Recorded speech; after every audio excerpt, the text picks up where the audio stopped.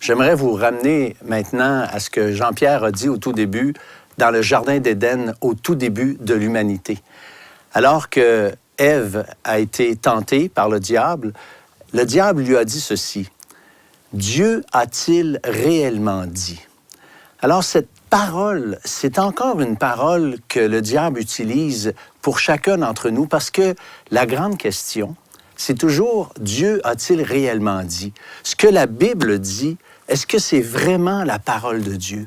Un jour, un de mes amis m'a dit qu'il croyait à la Bible, que la Bible était vraie, en fait, là, à 80-90 %. Alors, je lui ai demandé comment vous faites pour identifier ce qui est bon et pas bon. Et puis, il dit, je ne le sais pas. Et je lui ai proposé une réponse. J'ai dit, probablement, ce qui n'est pas vrai, c'est ce qui ne fait pas votre affaire. Alors, aujourd'hui, on est encore dans le même combat spirituel que Ève dans le jardin, avec cette fichue de question qui revient tout le temps à notre esprit. Est-ce que c'est vraiment vrai? Est-ce que c'est ce que Dieu a réellement dit? Alors, j'aimerais vous lire un verset maintenant dans l'Évangile de Jean, et c'est le chapitre 5 et le verset 24 qui dit ceci. « En vérité, je vous le dis, celui qui écoute ma parole et qui croit à celui qui m'a envoyé a la vie éternelle et ne vient point en jugement, mais il est passé de la mort à la vie. » Celui qui croit a la vie éternelle. Il y a ici deux possibilités. Que ce soit vrai et que si on croit que Jésus a pris ma place sur la croix, j'ai la vie éternelle. Est-ce que c'est quelque chose de logique? Bien, je vais vous confirmer que non, absolument pas, mais c'est quelque chose que la Bible dit.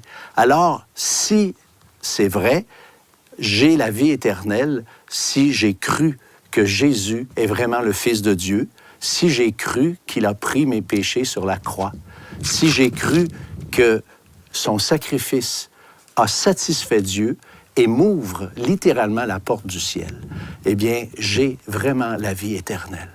Alors, il faut aujourd'hui reprendre le point avec faire confiance à ce que Dieu nous dit.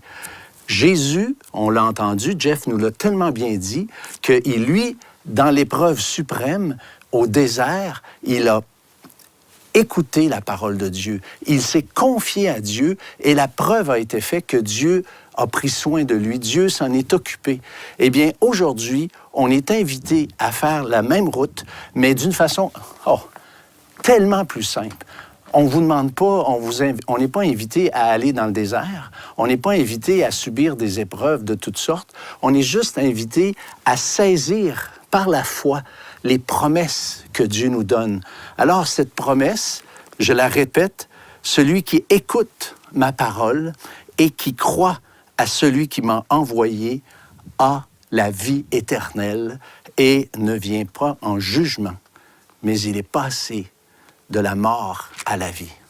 Est-ce que la vie vous intéresse? Cette relation personnelle avec Dieu, elle est possible seulement et seulement si on prend Dieu au mot, on se confie en lui, on accepte que Christ, sur la croix, a fait ce qui était nécessaire pour nous ouvrir les portes du ciel et que cette communion maintenant avec Dieu est quelque chose de réel, quotidien, en ce qui me concerne, parce que j'ai fait cette expérience et c'est ce que je vous invite à faire.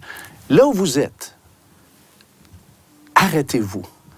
Abandonnez toute idée que vous pouvez faire quelque chose et faites confiance à une promesse précise de la parole de Dieu. Saisissez-la tellement fort que vous allez abandonner du même coup toutes les autres choses qui pouvaient pour vous être des éléments qui vous aideraient à atteindre Dieu, lorsqu'en fait, le seul chemin, Jésus a dit, « Je suis le chemin, la vérité et la vie.